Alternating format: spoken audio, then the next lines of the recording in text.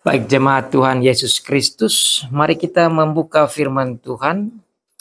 Lanjutan khotbah yang sudah kita ikuti bersama, dengar bersama dari kitab Yohanes, Injil Yohanes. Kita sudah sampai di pasal yang ke-5.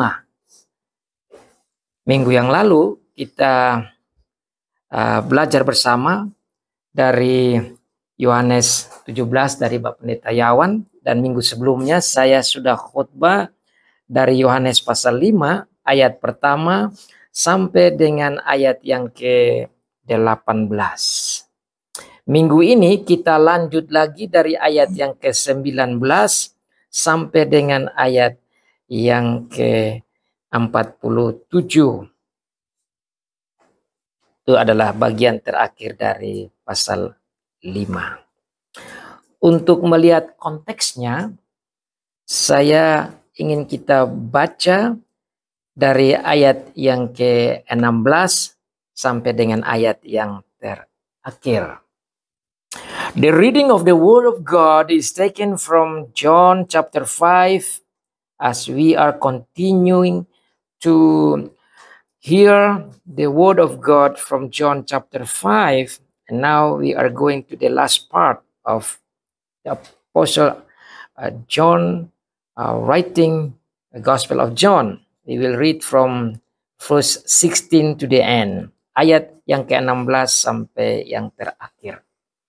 Demikian bunyi firman Tuhan. Dan karena itu orang-orang Yahudi berusaha menganiaya Yesus karena ia melakukan hal-hal itu pada hari Sabat. Tetapi ia berkata kepada mereka, Bapakku bekerja sampai sekarang, maka aku pun bekerja juga. Sebab itu orang-orang Yahudi lebih berusaha lagi untuk membunuhnya.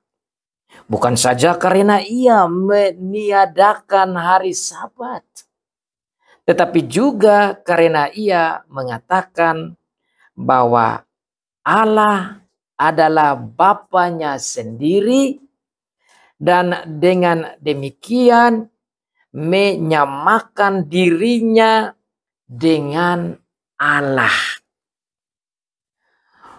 Maka Yesus menjawab mereka.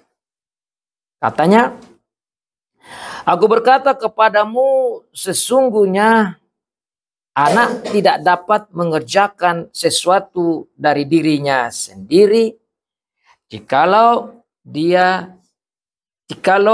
tidak ia melihat Bapa mengerjakannya. Sebab apa yang dikerjakan Bapa, itu juga yang dikerjakan anak. Sebab Bapa mengasihi anak, dan ia menunjukkan kepadanya segala sesuatu yang dikerjakannya sendiri.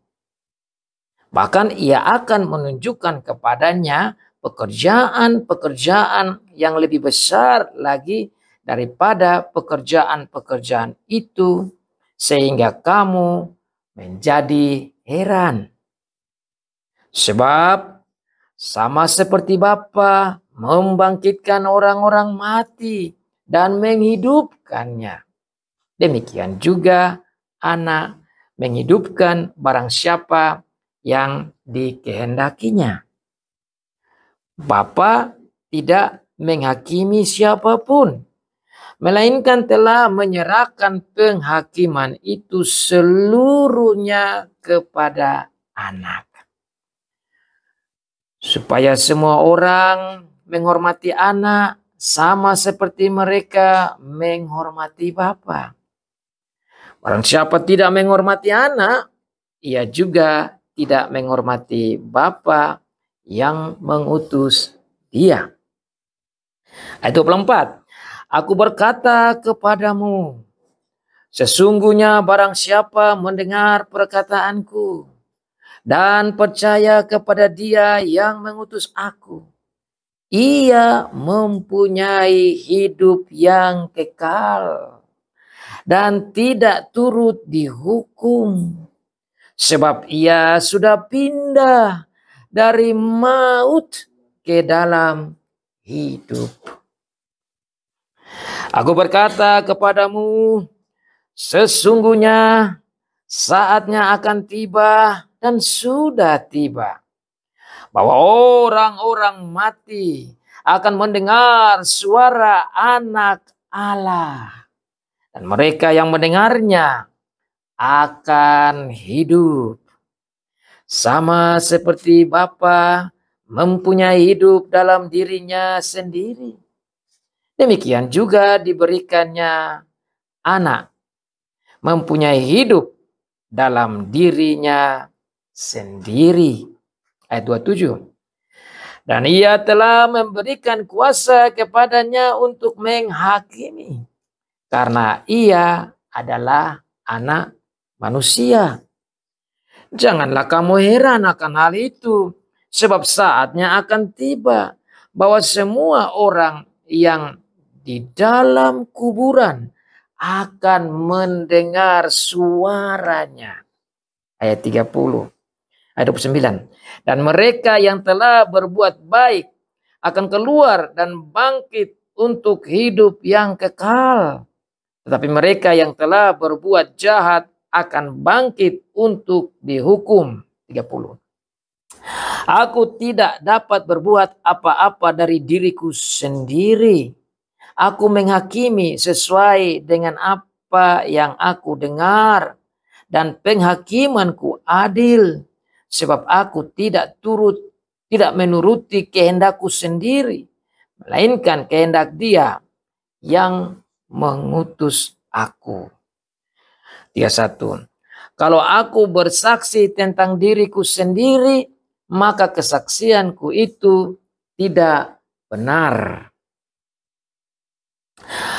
Ada yang lain yang bersaksi tentang aku, dan aku tahu bahwa kesaksian yang diberikannya tentang aku adalah benar.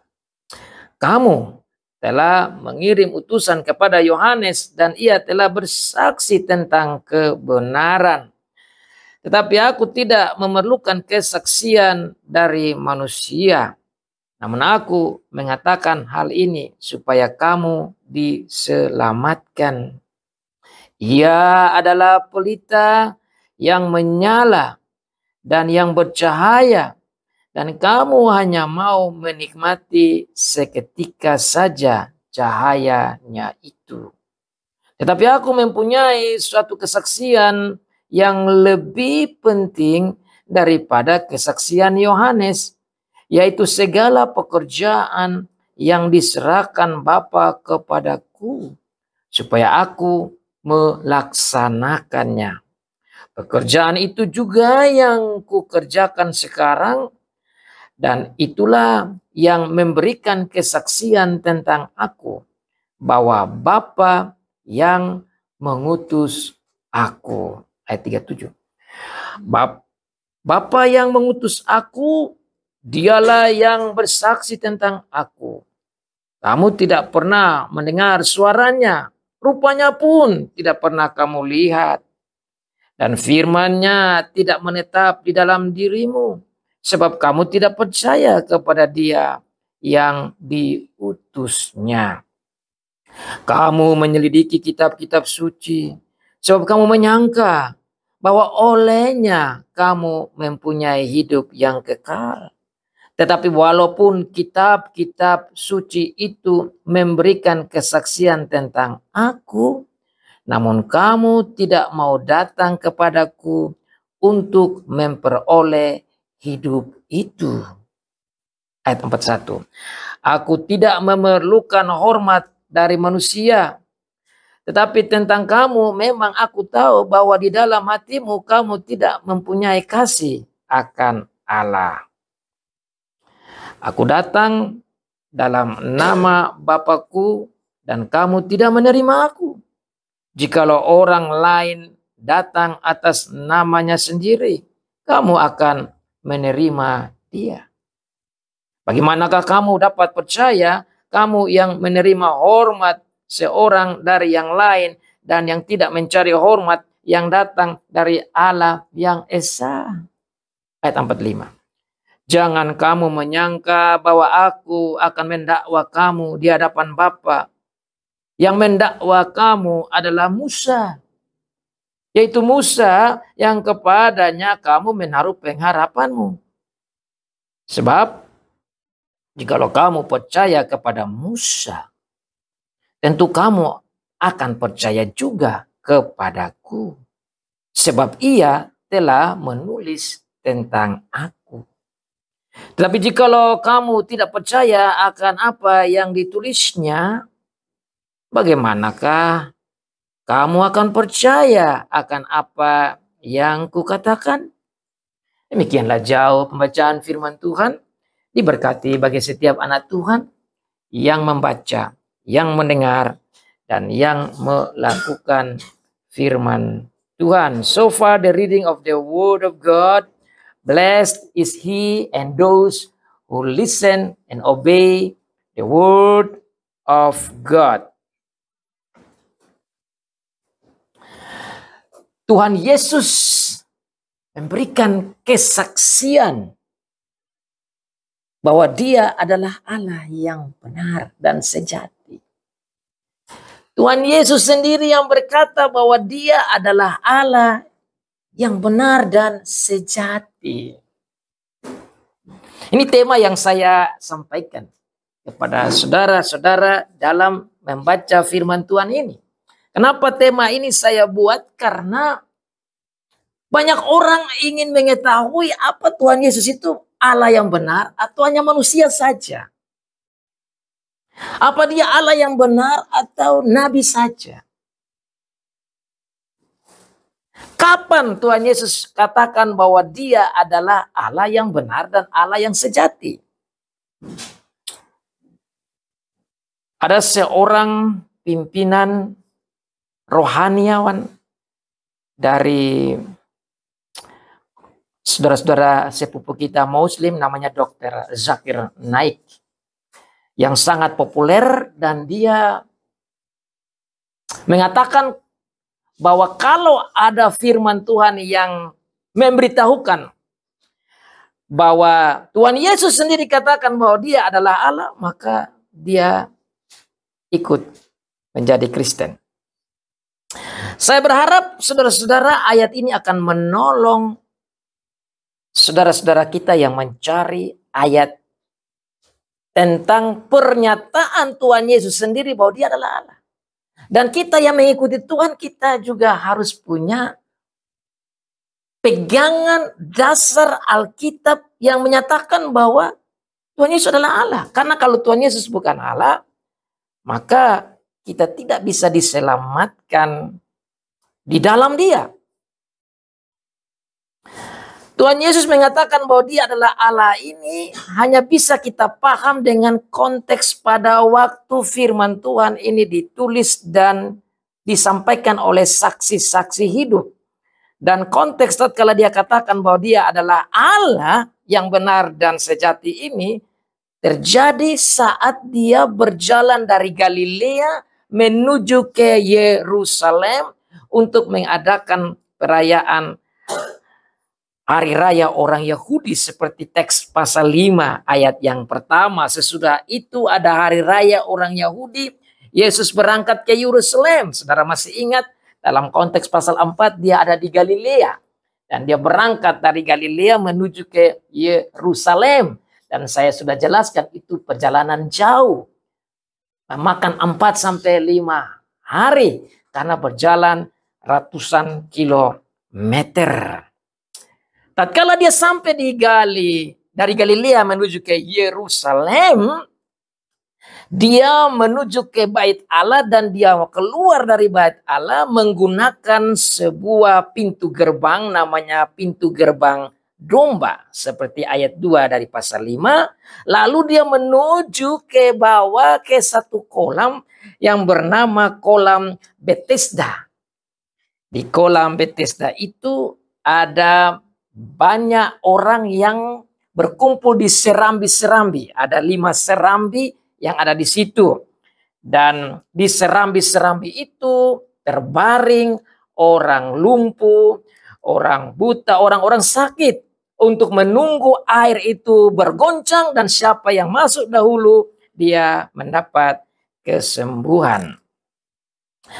Tatkala saya khotbahkan bagian itu, saudara, kita belajar bagaimana Tuhan Yesus datang dan bertemu dengan satu orang yang sakit cukup lama, bertahun-tahun, dan Tuhan Yesus menuju kepada orang yang sakit sudah 38 tahun lamanya itu dan memberikan kesembuhan kepada orang itu.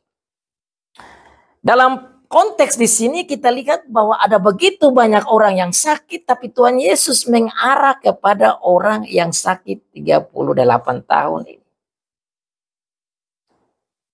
Dia tidak turun ke air, tapi tanpa turun ke air, dia langsung dapat kesembuhan dari Tuhan Yesus. Yang luar biasa, orang ini dia tidak mengarah lagi kepada air yang bergoncang di situ, tetapi sekarang dia berhadapan dengan sang pemberi kesembuhan, yaitu Tuhan Yesus sendiri. Dan dia sembuh tatkala Tuhan Yesus bilang, maukah engkau sembuh? Dan langsung Tuhan katakan, bangunlah, angkatlah tilammu dan berjalan. Dan itu terjadi di hari Sabat. Terjadi di satu hari, yaitu hari Sabat, hari sakral di mana orang-orang Yahudi tidak boleh berjalan jauh, tidak boleh juga angkat barang-barang seperti tilam begini. Ini sangat tidak baik dan sangat melawan aturan waktu itu. Justru karena tindakan orang inilah maka terjadi masalah antara orang-orang Yahudi dan Tuhan Yesus. Nah, saya melihat kenapa Tuhan Yesus pergi ke situ dan hanya fokus ke orang ini, lalu dia kembali, orang ini juga kembali ke bait Allah, dan justru ini menjadi masalah bagi orang-orang Yahudi. Maka dalam konteks kita yang tadi saya baca, dalam ayat yang ke-16, orang-orang Yahudi mulai berusaha untuk menganiaya Tuhan Yesus. Kenapa? Karena setelah itu orang yang disembuhkan itu kasih tahu kepada orang Yahudi bahwa yang mengatakan untuk mengangkat tilam dan berjalan di hari Sabat itu Tuhan Yesus. Kalau kita baca baik-baik konteksnya, di sini kita melihat bahwa Tuhan Yesus mau sampaikan kepada mereka bahwa dia adalah Allah. Maka kita lihat di ayat selanjutnya. Tatkala mereka berusaha untuk menganiaya Tuhan Yesus berkata kepada mereka demikian. Karena mereka melihat ini hal yang buruk sekali karena bekerja pada hari Sabat. Tetapi ia berkata kepada mereka, Bapakku bekerja sampai sekarang, maka aku pun bekerja. Nah, saudara, kalau kita melihat ayat ini dengan cara kita memahami dalam dunia orang Indonesia, orang Amerika, orang India, atau orang-orang yang bukan orang Yahudi pada waktu itu, kita tidak paham bahwa ini Tuhan Yesus lagi katakan bahwa dia ini adalah Allah. Bagaimana kita tahu bahwa sekarang Tuhan Yesus bilang bahwa dia adalah Allah? Lihat di ayat selanjutnya. Tetapi ia berkata kepada mereka, ayat 17, Bapakku bekerja sampai sekarang, maka aku pun bekerja juga sampai sekarang. Pertama, dia mengarahkan orang ini untuk bekerja pada hari Sabat karena dia adalah Allah. Maka dia perintahkan itu jalan pada hari Sabat. Tapi yang kedua, dia beritahukan lagi kepada orang-orang Yahudi bahwa Bapakku bekerja sampai sekarang. Nah, kita lihat di ayat 18. Ayat 18 ini adalah reaksi dari orang-orang Yahudi yang mengerti benar bahwa dia sudah katakan bahwa dia Allah. Mari kita lihat di ayat 18. Sebab itu orang-orang Yahudi lebih berusaha lagi untuk membunuhnya. Jadi ini bukan hanya menganiaya saja. Membunuhnya. Bukan saja karena ia meniadakan hari Sabat, tetapi juga ia mengatakan bahwa Allah adalah Bapanya sendiri. Dan dengan demikian menyamakan dirinya dengan Allah.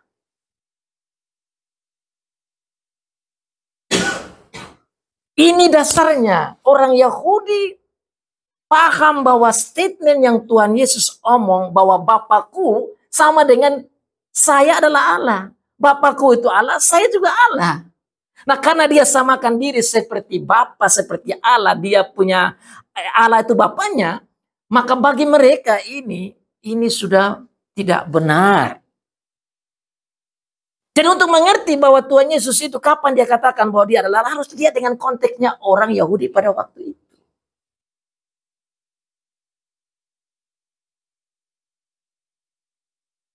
Saya ingin sampaikan ini kepada saudara-saudara supaya tatkala saudara berdiskusi dengan siapapun, dari manapun yang ingin tahu apa Tuhan Yesus kita ini Allah yang benar, di sini dasarnya. Kita tidak boleh memberikan argumentasi alasan yang manusiawi, tetapi kembali ke Alkitab, kembali ke kata-kata Tuhan, kembali ke firman Tuhan. Firman Tuhan yang bisa jelaskan Tuhan kita Yesus Kristus adalah Allah atau bukan, yaitu firman Tuhan sendiri.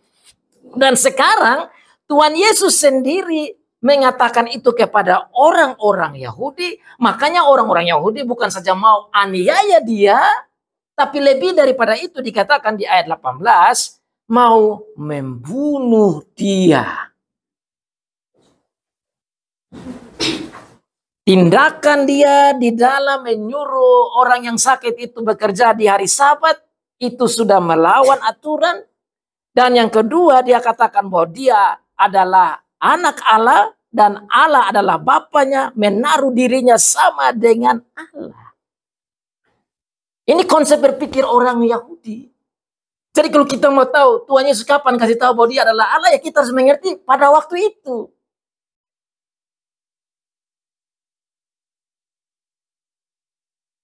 Selanjutnya dalam firman Tuhan dikatakan bahwa Tuhan Yesus tidak berhenti di situ. Dia memberikan penjelasan lebih dalam lagi untuk mereka paham dengan baik, dengan berani, bahwa dia adalah Allah yang benar dan sejati. Dan ini harus kita paham untuk diri kita, suami kita, anak-anak kita, istri kita, teman-teman kita. Supaya kita pegang dengan benar. Supaya jangan sampai ada orang yang datang menyesatkan kita dan membuat kita keluar dari iman kita. Akibat kita tidak yakin kalau Tuhan Yesus adalah Allah yang benar. Kalau manusia kan semua itu bisa terima. Karena semua banyak orang terima bahwa Tuhan Yesus lahir sebagai manusia. Tetapi untuk memahami bahwa Tuhan Yesus adalah Allah yang benar dan sejati, ini menjadi perdebatan sengit. Dan itu bisa mengganggu banyak anak muda kalau kurang memahami arti firman Tuhan yang mana Tuhan sendiri katakan dia adalah Allah yang benar, Allah yang sejati.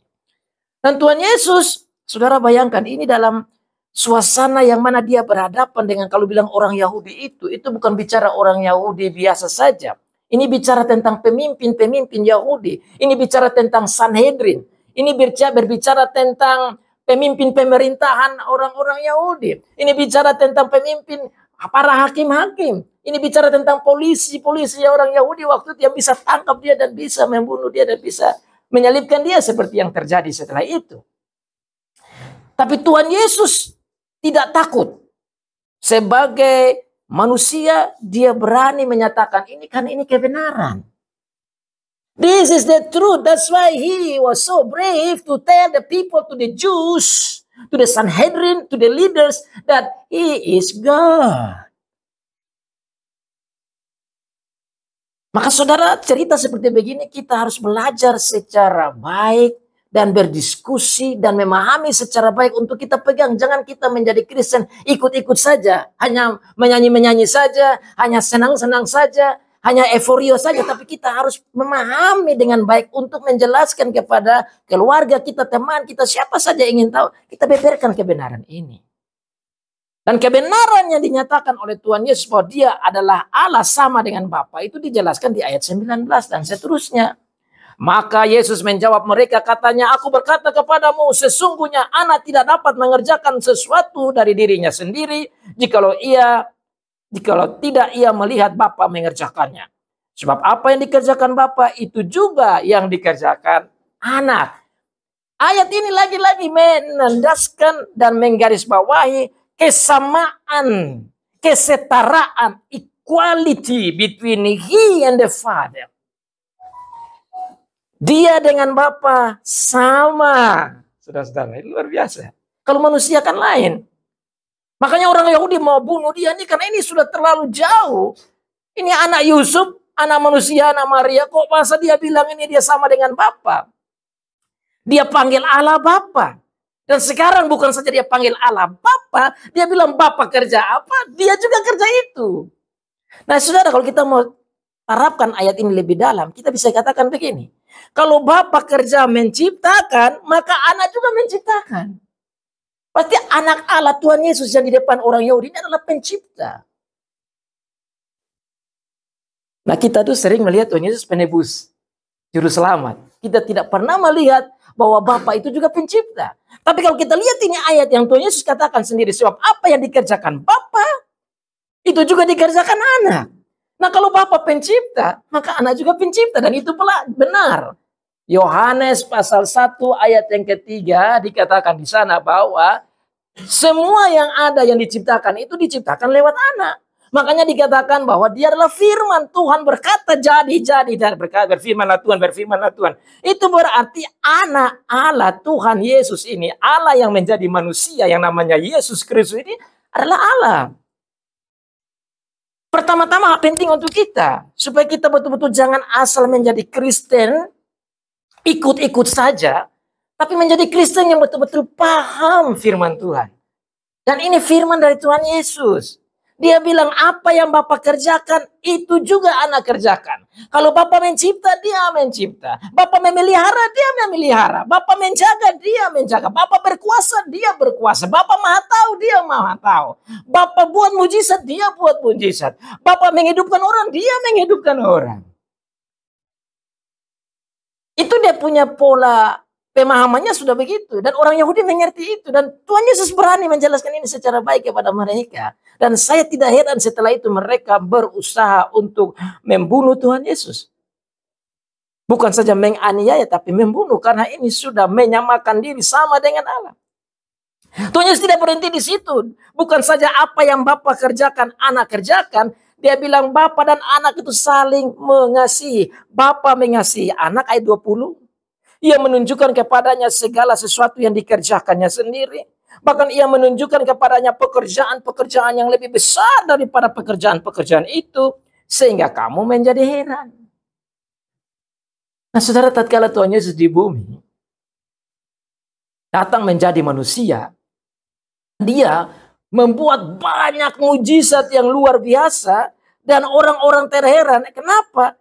Karena memang dia diutus oleh Bapa dan mengerjakan pekerjaan-pekerjaan heran itu. Dan Tuhan Yesus menjelaskan lebih dalam lagi. Pekerjaan-pekerjaan heran yang dia buat. Karena dia adalah Allah. Buktinya itu di ayat 21. You can see the proof that he is God.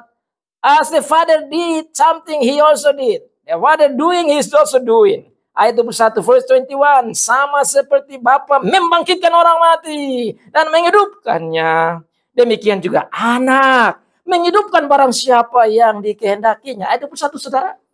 Manusia siapa yang bisa buat begitu? Dan contoh jelas Lazarus itu saudara. Dia hanya panggil Lazarus. Lazarus sudah mati. Bangkit.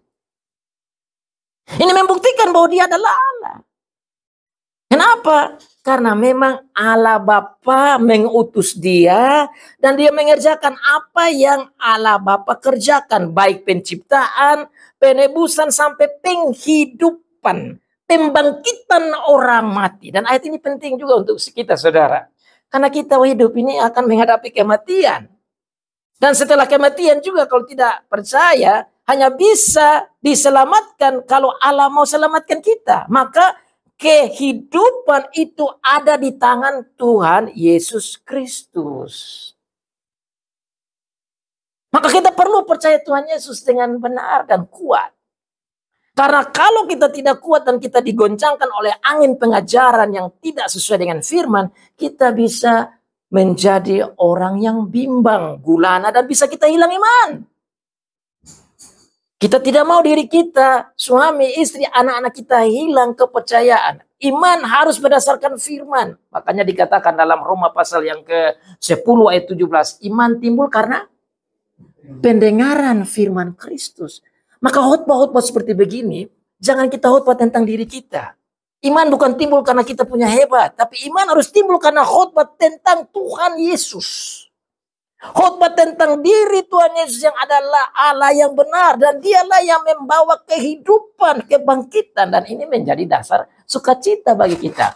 Nah, oleh karena itu saudara, tatkala kita dengar ayat seperti begini, bagi kita orang Kristen tatkala menghadapi kematian, apakah orang tua kita meninggal, kakak, adik kita, saudara kita meninggal, atau diri kita saja menghadapi bayang-bayang maut dan mati, ingat ayat ini, karena dikatakan dia bisa membangkitkan orang mati dan menghidupkan orang itu. Maka saudara dan saya ini ada harapan. Kematian bagi kita bukan hal yang menakutkan. Tapi kematian adalah jembatan menuju pada kehidupan yang kekal. Maka firman Tuhan dalam Filipi pasal 1 ayat 21 bilang apa? Bagiku hidup adalah Kristus. Dan mati apa? Mati untung, saudara-saudara. Mati untung. Dan Tuhan Yesus ngomong lagi di sini, bagi dia itu dia bisa bangkitkan kita, makanya bagi kita mati untung. Dia bisa menghidupkan kita, makanya bagi kita mati untung. Tetapi itu hanya bisa jadi untung kalau kita percaya dia sebagai Allah yang benar, yang datang menjadi manusia untuk bisa memenuhi seluruh perintah Allah dan bisa memberikan kepada kita kebenaran itu dan memikul hukuman yang harus kita pikul. Sehingga kita bisa dapat hidup, kita dapat kebenaran. Dan dengan demikian, kalaupun kita dihakimi, kita akan dinyatakan benar. Bukan karena perbuatan kita, tapi kita benar karena perbuatan dari Tuhan Yesus. Tuhan Yesus meneruskan dalam ayat 22, dibilang Bapa tidak menghakimi siapapun, melainkan telah menyerahkan penghakiman itu seluruhnya kepada anak. Bapa harusnya menghakimi, tapi Tuhan Yesus yang menghakimi. Ini juga penting, saudara. Untuk kita tahu bahwa karena dia Allah, dia menghakimi. Makanya tatkala kita semua meninggal, bahkan kiamat, kita semua akan menghadapi itu penghakiman. Tapi kita bersyukur, Tuhan kita, Tuhan Yesus yang Juru Selamat itu, dia adalah hakim bagi kita. Dan sebagai hakim tentu kita bebas dari penghukuman. Dan oleh karena itu dia sebagai hakim, dia sebagai Tuhan, dia sebagai Allah, dia mendapat penghormatan. Ayat 23. Dia mendapat penghormatan. Bapa dapat penghormatan, dia juga mendapat penghormatan sebagai Allah. Bapa tidak menghormati anak, barang siapa tidak menghormati anak, ia juga tidak menghormati Bapa. Saudara, ini konteksnya ke orang Yahudi. Yang harus kita tarik itu bagaimana Tuhan kita Yesus Kristus itu sebagai Allah, dia dihormati sebagai anak Allah. Maka dia katakan di sini secara gamblang dan berani bahwa dia juga dihormati. Jadi ini tidak hanya omong kalau dia bekerja seperti Bapa bekerja, tapi dia menjelaskan lebih dalam lagi. He explained even deeper that he is not only like Father as God, as creator, sebagai pencipta. Dia tidak bilang itu saja. Sebagai pekerja seperti Bapa bekerja, dia bekerja. Tapi dia juga menghakimi. Dia dapat hormat. Seperti Bapa dapat hormat. Ini kan penjelasan-penjelasan yang lebih dalam detail untuk menolong orang Yahudi pada waktu itu. Supaya mereka menerima Tuhan Yesus sebagai Allah, sebagai Mesias yang dijanjikan. Dan Allah yang hidup. Karena mereka memang tidak terima dia pada waktu itu. Makanya dia berusaha untuk menjelaskan kepada mereka, untuk membuka pikiran mereka, untuk menerima dia sebagai Allah yang benar, sebagai Mesias yang dijanjikan oleh Allah di perjanjian lama.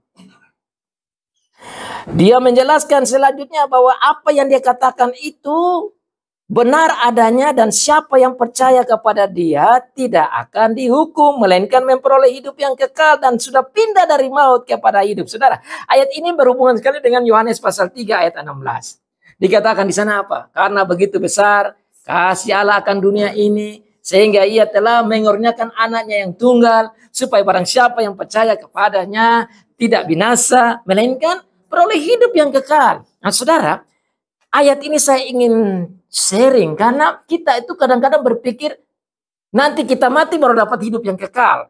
Mari kita baca dengan ayat 24 dan ayat yang Yohanes 3 ayat 16. Dikatakan siapa yang percaya, dia memperoleh hidup yang kekal. Tidak bilang di sana siapa yang percaya nanti dia akan. Jadi saudara, kalau saudara percaya Tuhan Yesus, saat itu hidup kekal sudah ada. Kita sekarang adalah orang-orang yang memiliki hidup kekal. Mari kita lihat di ayat 24. Sesungguhnya barang siapa mendengar perkataanku, kata Tuhan Yesus pada waktu itu dan sampai sekarang, mendengar, percaya Tuhan Yesus, dan percaya kepada dia yang utus yaitu Bapa, ia mempunyai hidup kekal. Percaya dapat hidup. Jadi bukan nanti baru dapat hidup kekal. Percaya dapat hidup. Jadi kita ini adalah pemilik hidup kekal sekarang ini. Kita tidak akan turut dihukum. Kita yakin bahwa kita tidak turut dihukum.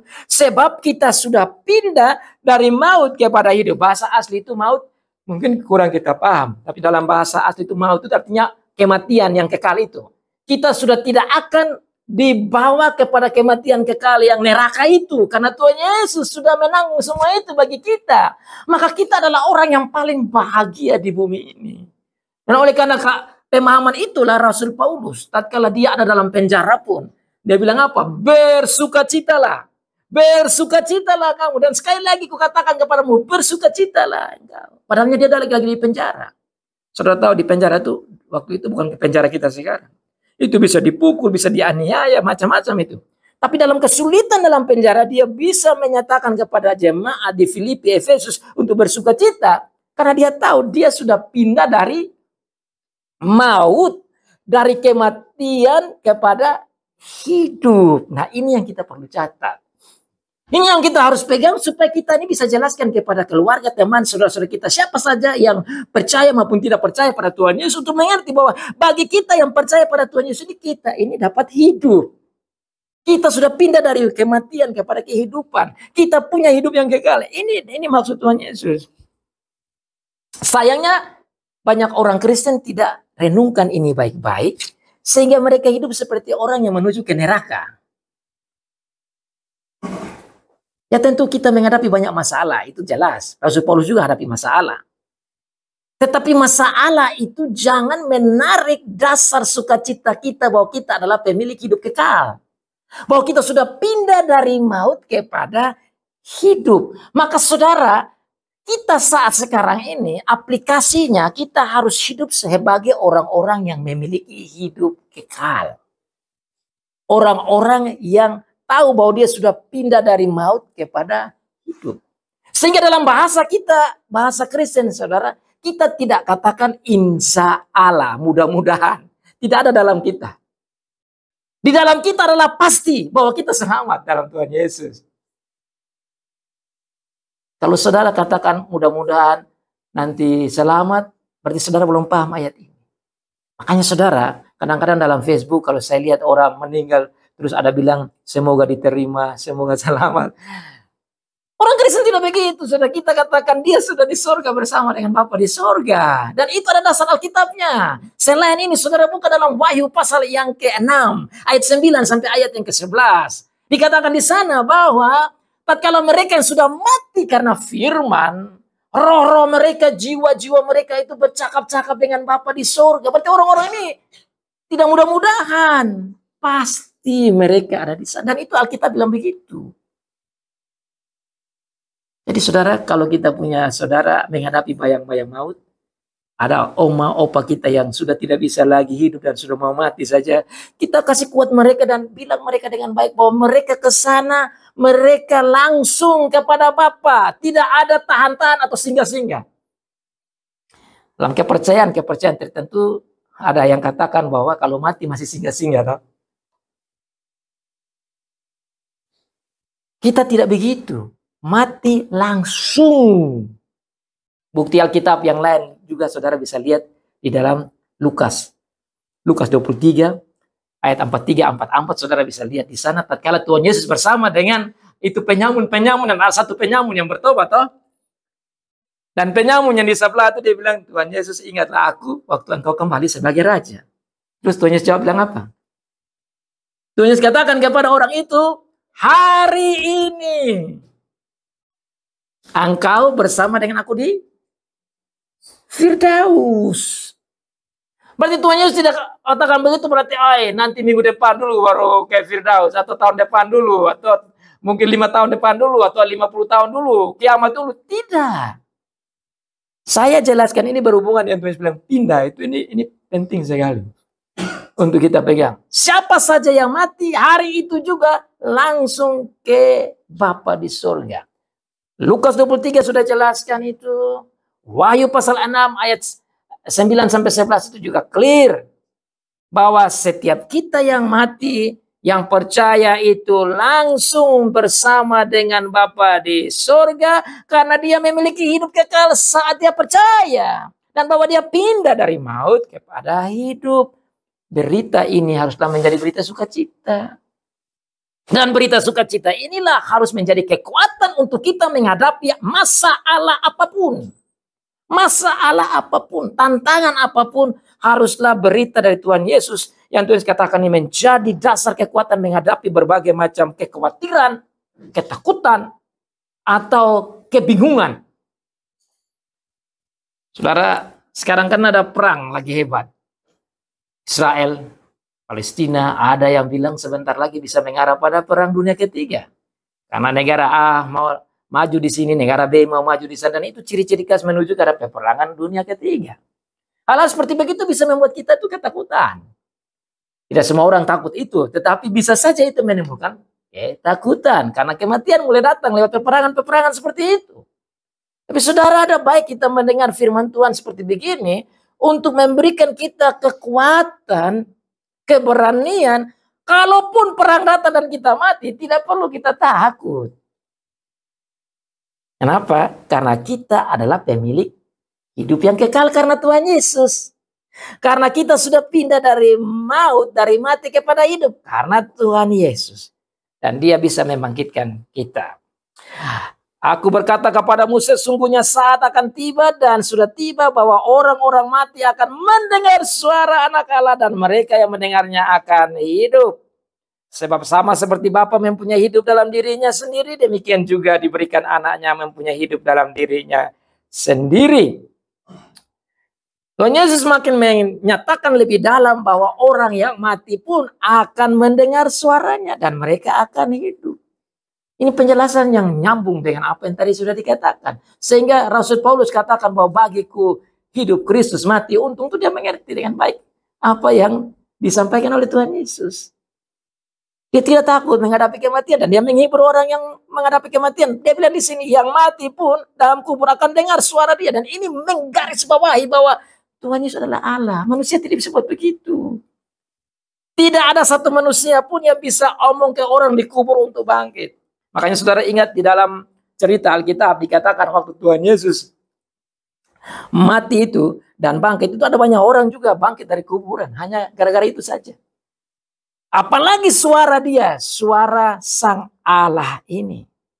Maka kita boleh rasa terhibur dengan statement Tuhan Yesus. Dia mau katakan bahwa dia Allah, tapi sekaligus memberitahukan kepada kita bahwa kematian sekalipun itu adalah hal yang tidak sulit bagi Tuhan Yesus untuk hidupkan orang yang mati.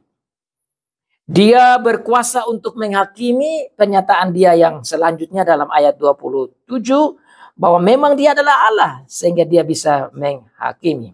Janganlah kamu heran akan hal itu, sebab saatnya akan tiba bahwa semua orang yang ada dalam kubur akan mendengar suaranya.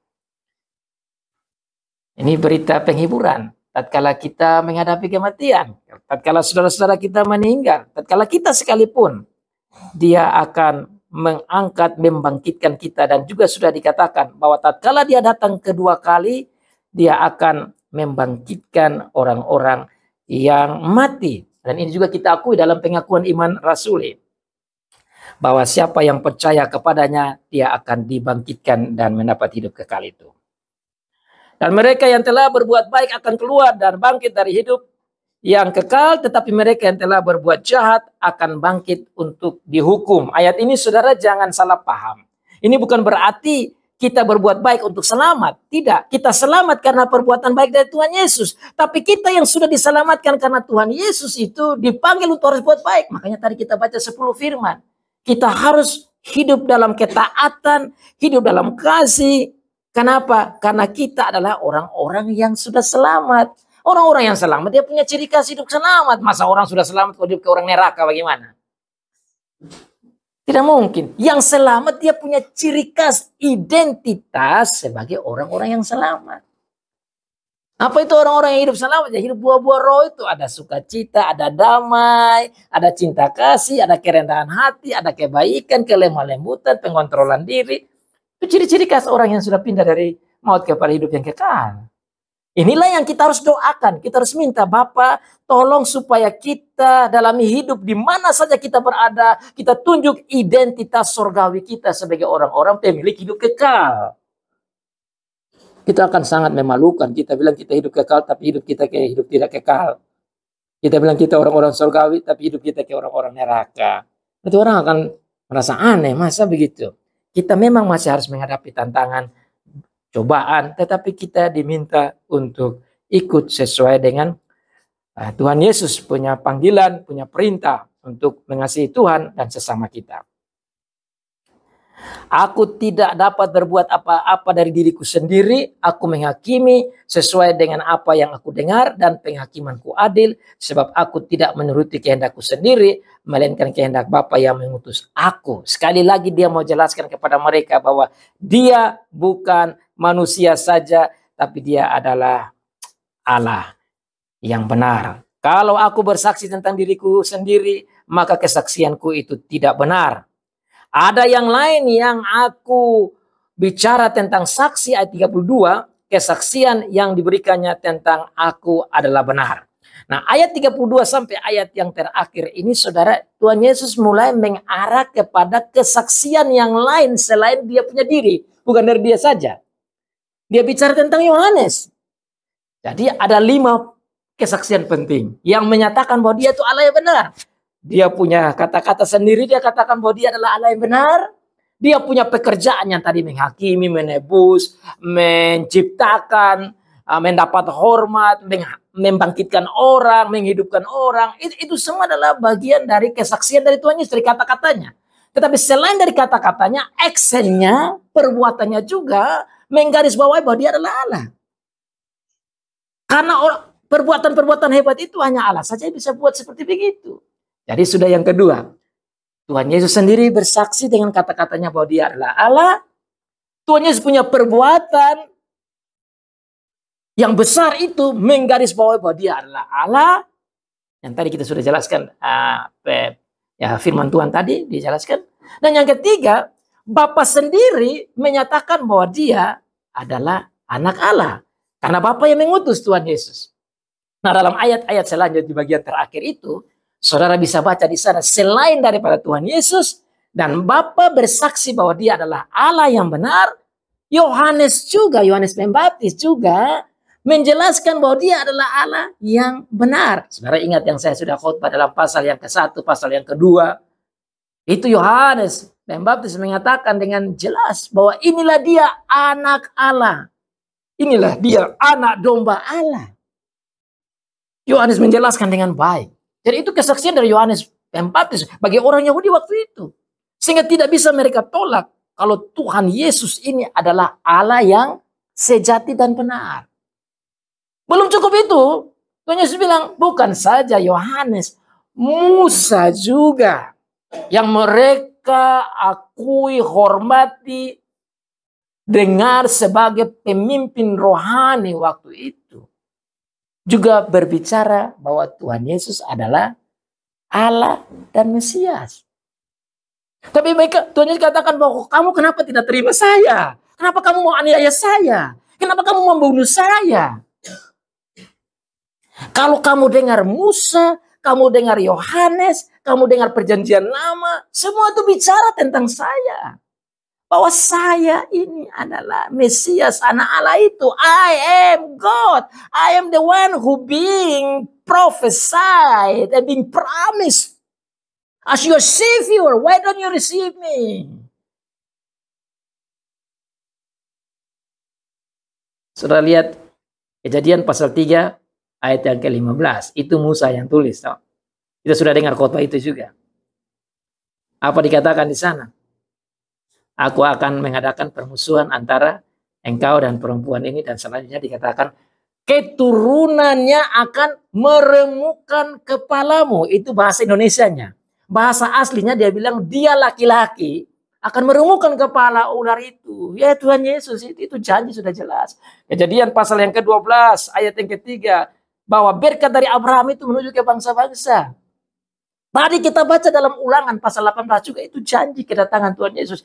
Jadi kalau kita baca begitu banyak Alkitab Perjanjian Lama khususnya dalam kitab-kitab Musa. Itu sudah jelas janji itu. Dan orang-orang Yahudi ini mengerti itu. Tapi sayangnya mereka ini kok tertutup gitu. Kok tidak melihat bahwa dia ini Mesias pada waktu itu. Nah, bagi kita saat ini, kita ini bersyukur. Karena kita punya perjanjian lama, kita punya perjanjian baru.